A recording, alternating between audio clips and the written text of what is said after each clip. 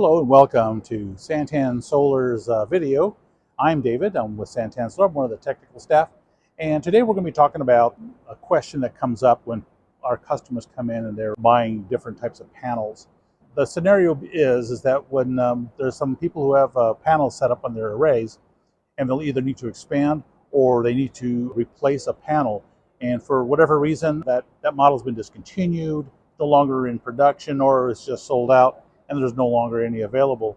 There's a wondering if there's a issue that if you were to use different wattage panels with different voltages in the same array. Now, there are ways you can do that. The answer to that would be yes, you can do that.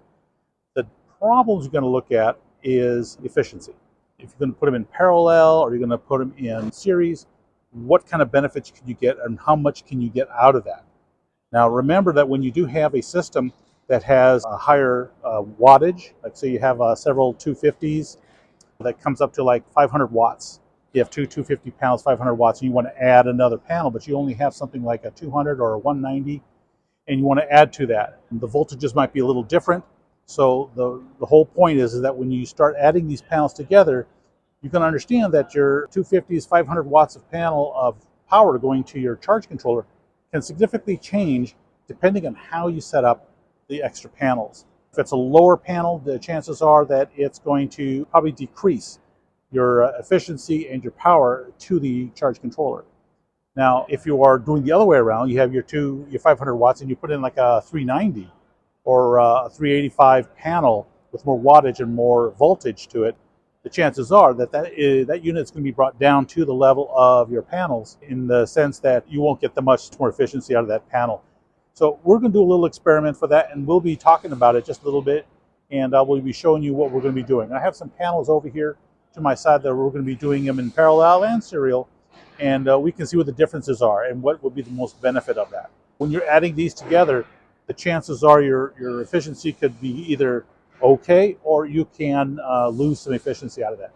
So stay tuned a little bit, or we're going to be right back, and we're going to be showing you some of this changes that we're going to have. Hello again. I'm outside our warehouse here, and I have here two different panels that we're going to be hooking together to test the series and parallel connections. Here we have a 195. This is a 195 monochrome, it seems, that we have here, and we have here a 250 poly crystalline panel here. They both have varying voltages and varying amperages. Obviously, this is a 195 watt, this is a 255 watt. So the wattage that we're going to be putting together, we'll be calculating that out, and we can figure out if there's going to be a efficiency drop or we're going to be adding it up. So we have to find out which one will be best. And a lot of times putting things in parallel seems to work better for panels like this, but sometimes you may not have that option. You may have to put them in series. So the first thing we're going to be doing is we're going to be putting these together in series. And when I talk about series, that means we're going to daisy chain these two together, positive to negative. Then we're going to be putting the positive negatives to this and feeding it to our charge controller. And then we can take the readings and see what we have. Okay, so what we're doing here is I have the two in series connected through this. We're going to check the voltages, what that's going to be. So I'm going to turn it on. I got my voltmeter set to DC volts, and we're going to go ahead and check this out. Put the negative to the negative, put the positive to the positive.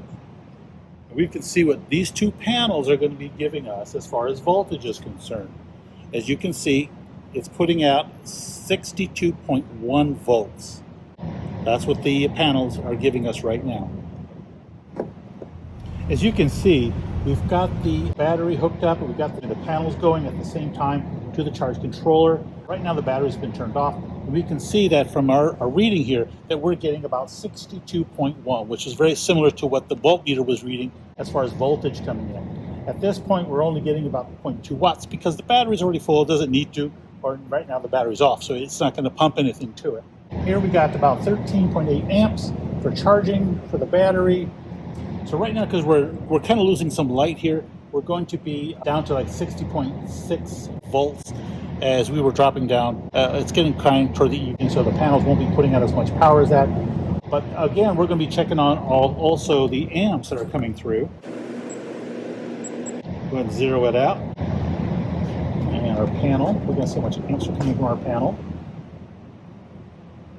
And we're not getting a lot from the panel itself because as it is not trying to charge the battery, since the battery is full, it's going in absorption mode. So we're just getting a very low amperage coming in, and that's due to the fact that we are now running at a full battery. It's not going to show us much on that. We're going to go ahead and do some parallel work on this and see what kind of readings we're going to get. Okay, we're back, and I've done some checking on this by adding these things in series and putting them together in parallel. Some pretty amazing stuff was happening with this. Total panels, you're looking at a 190 and a 250. That's giving you about a 440 watts of panel power to go to your charge controller. Now, when I was doing this in series, what we'll do is we'll add up our voltages and keep our amps right where they're at. Now, it's going to go to the lowest amp producing panel. So that just means that the 190 has the lower producing amps. So when we added up our voltages, each had 30, this was 35, it was about 65 volts. And of course, it's going to be at the 6.7 amps that this was producing here. So when you add those, you remember the rule is that the volts times amps equals watts. So when we did that, we got about 435 watts in series for these two panels. So that's not too bad. We didn't lose a whole lot from 440 watts total of these panels together. So you're only losing a little bit. As you can see, I put these up in parallel to try out what would that be. Now in parallel, your voltages don't change, but you add your amps up. With this particular model here, when we do the amps, it's going to go to the lowest voltage panel. That's how that works. So the 190 is going to have the lowest voltage. It's going to be like about around 38 volts.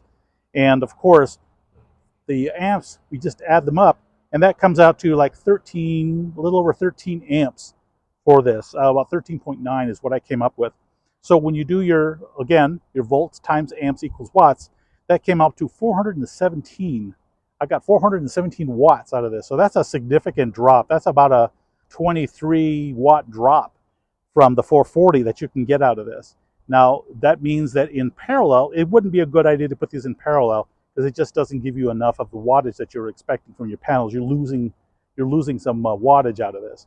Putting them in series, if it was just the two like this, then you'd be able to accommodate your wattage a little bit better.